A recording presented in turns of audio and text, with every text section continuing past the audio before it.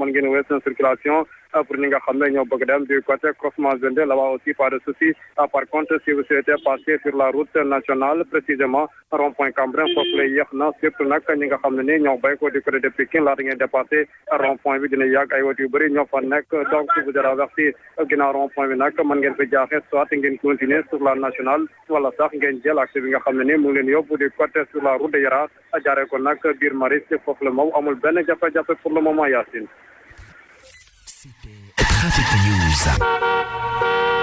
Merci beaucoup, Papa Cissé. L'actualité que nous démarrons en plus bref avec le Parti démocratique sénégalais qui a donc lancé ce jeudi sa coalition en direction des élections départementales et municipales de janvier 2022.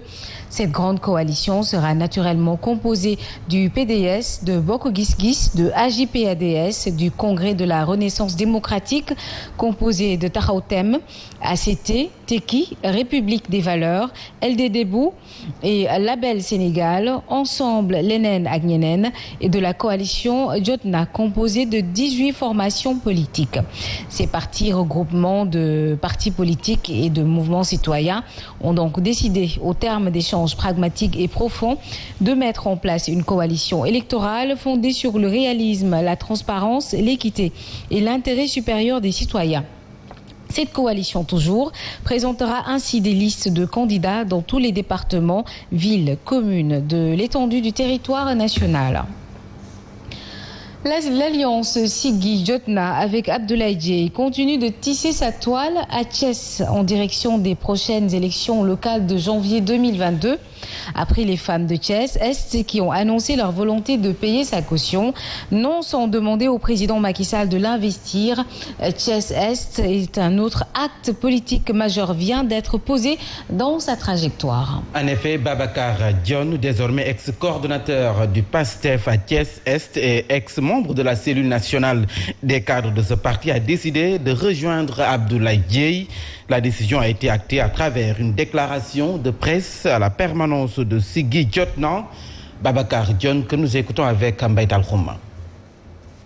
J'ai intégré le parti PASTEF il y a 5 ans. J'étais le coordonnateur de PASTEF Sampaté, membre du bureau communal. Mais arrivé à un certain moment, j'ai préféré raccrocher avec PASTEF.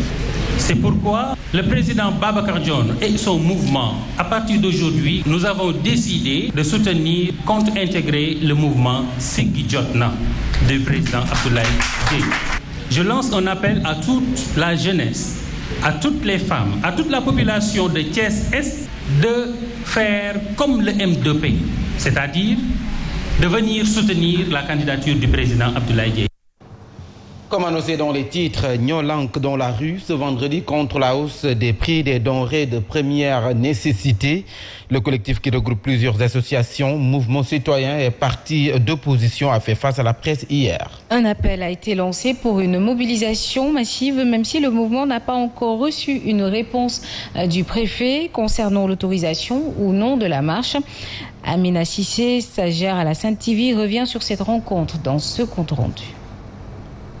Le collectif Nyolank prévoit de marcher pacifiquement demain avec les acteurs économiques. C'est pour dénoncer la hausse des prix des denrées de grande consommation. Jusque-là, on n'a pas encore reçu la notification de l'autorité compétente, le préfet, mais on a respecté toutes les formalités, on a déposé à temps, on a fait l'enquête préliminaire. Actuellement, il y a les mouvements syndicaux qui ont tous à l'unanimité accepté d'être avec nous demain. Nous donnons tous rendez-vous demain à partir de 15h. Fatima Babol Diouf appelle les citoyens à se joindre à la manifestation. Nyolank organise demain à la place de la Nation, ex-Obélix, jusqu'au rond-point RTS.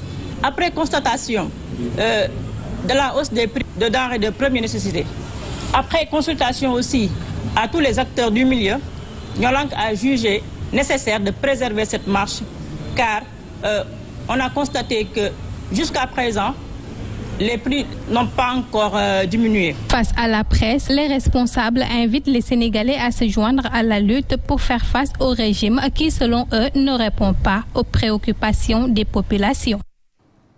Alors malheureusement pour eux, cette manifestation a été interdite par le préfet.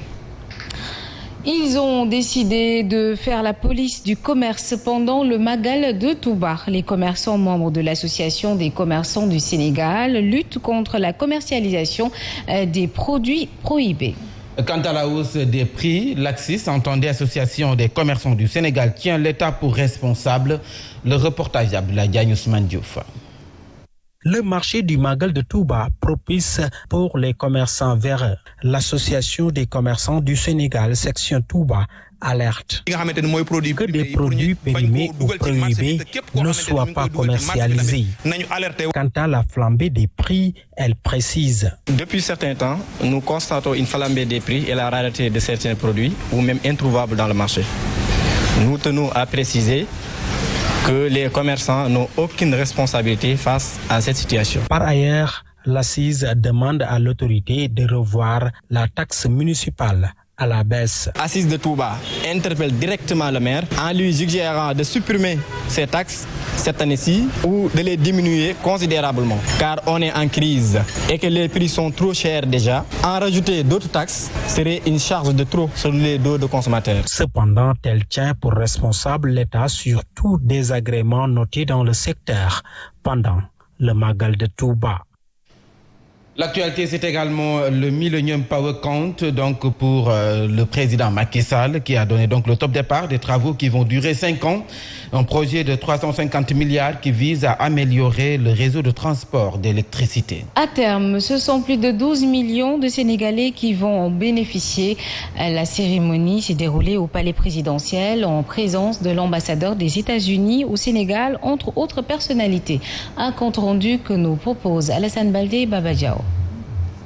D'une durée de 5 ans, le président Macky Sall et les directeurs par intérim du MCA ont procédé au lancement du compte à rebours marquant le démarrage des travaux du Power Compact, un projet visant à améliorer le réseau de transport électrique articulé autour de 3 composantes. De moderniser et renforcer le réseau de transport de la Sénélec, disons plus tard du Sénégal, puisque nous serons dans une réforme. Accroître l'accès à l'électricité dans les zones rurales et périurbaines et contribuer au renforcement des capacités des acteurs du secteur de l'électricité grâce aux réformes qui seront engagées. À terme, c'est plus de 12 millions et demi de Sénégalais qui seront impactés. Jot ci courant. Donc, de nous accélérer sur une électrification rurale, de nous gagner baral accès universel. Une donation du peuple américain estimée à plus de 330 milliards qui traduit ainsi l'excellence des relations entre les deux peuples frères, a tenu à rappeler l'ambassadeur des États-Unis basé au Sénégal. Nous devons tous, je vous encourage de faire le Demba Djer Tchekanam. Gardez le cap.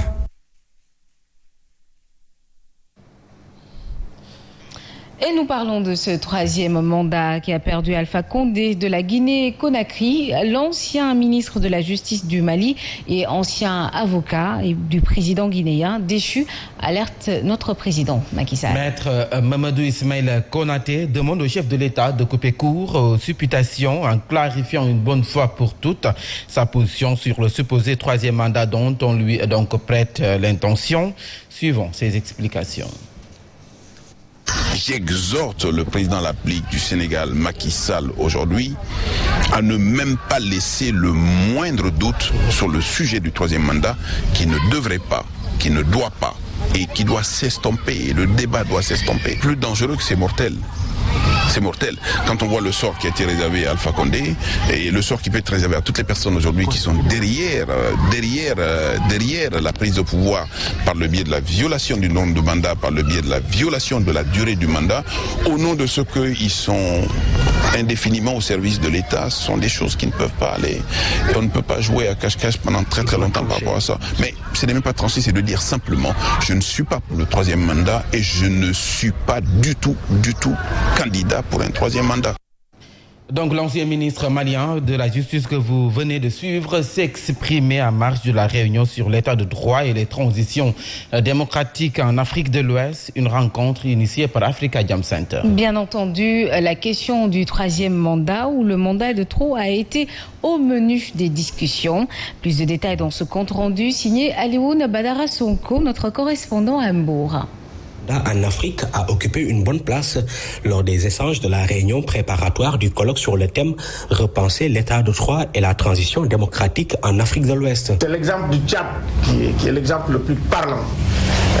Vous faites une élection, on dit tiens, le président a gagné, c'était le 19, le 20, le président a été assassiné. On ne peut pas à la fois faire de la politique, de la démocratie et faire la guerre en même temps. Donc, il faut qu'on choisisse. Et généralement, on fait les deux, ou on joue avec les deux. Pour le cas du Sénégal, le professeur Mamadou Diouf se veut clair. La Constitution a déjà réglé ce problème et nul ne peut exercer plus de 2 mandats. La Constitution dit 2 mandats, point. Et je ne vois pas pourquoi on débattrait de quelque chose qui est déjà tranché. Pour faire un 3e mandat, il faut qu'il fasse une révision constitutionnelle. Mais pour le moment, c'est un faux débat de distraction. L'état de droit et la transition démocratique en Afrique de l'Ouest, une rencontre de 2 jours présidée par le professeur Abdoulaye Bathily qui se dit meurtri et choqué par rapport à tout ce qui se passe en Afrique après des années de lutte. Et au chapitre de la santé, parlons de la gestion des maladies à la fois endémiques et zoonotiques à travers l'approche collaborative One Health à Sédhiou.